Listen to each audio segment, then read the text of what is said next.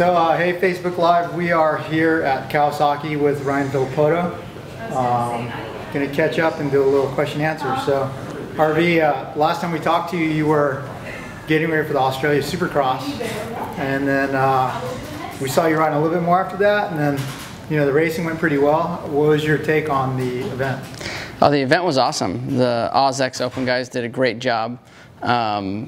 We flew down there. We got to check out Australia a bit, and obviously there to race. And I didn't know what to expect. I hadn't been behind a gate in quite some time. So I was a little nervous, but it actually went a lot better than I was expecting. I was able to win a qualifier, both fast laps for gate pick. I was right there within a tenth of Justin that won both nights. And then the second night in the main event, got the whole shot and was able to lead 2 laps, and then I let Cooper by so I didn't have to ride any harder than I needed to. And then I was third up until lap 18, and then Justin got me. So I was pumped with how it turned out. It couldn't have gone any better. I didn't hit the ground once on the weekend, so I was happy. So nerves, were there any nerves at all? Not really necessarily any nerves, but there was a point in time where I was like, what am I doing this for? Like, I retired, like, we all know racing is risky, so I'm like, why am I sitting here behind the gate again? So I was just, my main focus was just to be smart and in control and know where my fitness level was, which was none really, and not push it over the limit. So when we first filmed you at the Cowie track, you were saying taking it, just for a fun race, but it seemed like you got more serious after that. I mean, I was trying to ride as much as I could at the Cowie track and get as fit as I could on the motorcycle, riding wise. It was a 20-lap main event, so I knew what I was up for, but for me, my mindset wasn't going there to win. I was racing guys like Chad and Cooper and Justin and everybody else on the line that are currently racing. So for myself, I just wanted to be in a spot where I was competitive or inside the top 5 competitively, but for me to think I was going to go and battle head to head with Chad or Cooper for 20 laps or Justin, that wasn't realistic, and that's where I was just trying to make sure that I was good enough to do my job. The reason why they wanted me to come down there, I didn't want to just be a flop. So was there any taste of something that made you want to come back out of retirement or anything, or nah? No, it wasn't. It was good. It was fun. I enjoyed it, but it didn't make me want to come back out of retirement. So did you get tired during the race? I was finished like lap 8, and I had a whole bunch more. So especially, the first night I got a good start, but almost fell in the sand. So I went back to, I think, to like 5th or 6th, and just stayed there the whole race. But yeah, it was a rough 20 laps. It was. Cool. So coming back from Australia, you've still been in the news. I saw a press release about you running a track up in the Pacific Northwest now, or? Yep, we took over, or I took over. It's currently called Strataline. Up in Grays Harbor County, and man, the tracks up in the Northwest are really hard to find a good one, or to find one in general.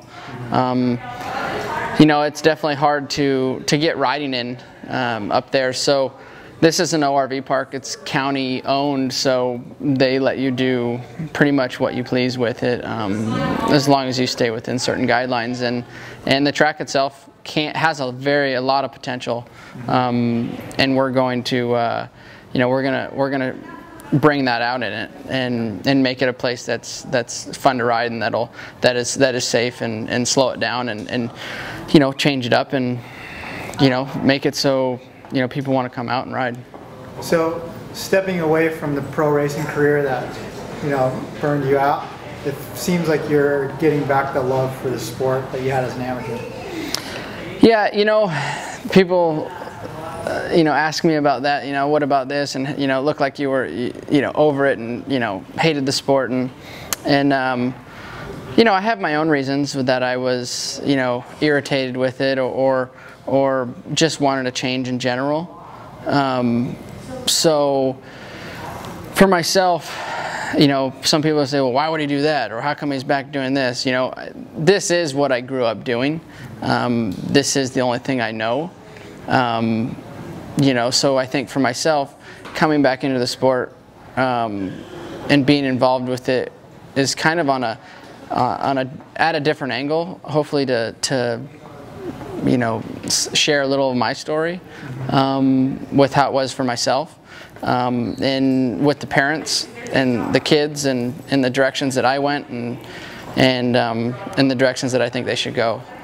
You know, so we'll kind of see what you know, who I can touch with that. So I've heard some murmurs about a big amateur race that you're involved with. Can you tell me about that?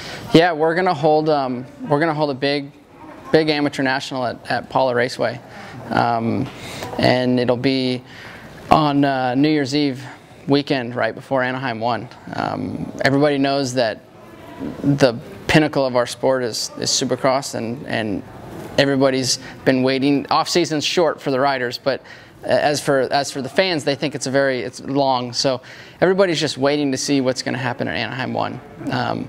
So being that we're going to hold an amateur race, amateur national at Paula Raceway right before Anaheim 1, it meshes very well with the Europeans that come over and want to watch, if they want to come over and race that. The amateurs that are in the United States that come to watch Anaheim 1 can also come and race this. I think it fits really well, and I think it's going to be a great experience for the kids and families that can do both. I think it makes good sense because Southern California is kind of the epicenter of motocross, especially that time of year. So it's a good time to hold a race like that. It is. So, you know, look where we're at Kawasaki now, and it's in Irvine. So all the manufacturers are here. Dirt bikes in general, this is where you come to do it. Mm-hmm. And we have no major amateur national here. Mm-hmm. So we're going to put one on, and we're going to make it the best. Cool. So what brought you back to, you know, amateur racing? Is it things that you want to improve about the experience for guys? Yeah, you know, what brought me back is you know, hopefully I can share a little bit of my story, you know, to the ones that want to listen, and you know, try to improve, you know, the racing in general. Safety is always a big issue. I know that we have, you know, for instance, neck braces are a perfect example. We have them out there; they're available to the public, and not everybody wears them. If that's a belief thing or they don't think it works, you know, I think that's a piece of equipment that, you know, in my opinion, should be wore. You know, start them off young, and they won't know any difference. But yeah, just to come in and you know, change a few things where I think it needs to be better. Cool. So what's the name of the event? I'm assuming it's Ryan Villopoto something challenge, or? Yeah, it's RVMXCup. Mm-hmm. How active will you be at the event? Will you actually be there? Are we going to see you like sweeping gates and stuff? Oh yeah, no, I'll be at the event. I'm going to be there for the 4 days that we're holding it, and you know, I'll be there, you know, running around. I'll be present to what will I exactly be doing. I'm not really sure yet. Wherever I'm pointed to, or wherever I'm told to go, or this or that. Probably with a little bit of the track, you know, I'll be going around the track looking at it also, and what I think needs to be changed or fixed, you know, obviously we'll do. I've pretty much rode every track that's known to man, you know. Yeah. As any professional, that's all we do is spin laps on different tracks. Yeah, so speaking of that, why did you choose Paula? Is it because it's such a, I mean, it's a pretty impressive facility, good amenities, and the amenities, as an amateur race, and being that it's you know, going to be 4 days long, you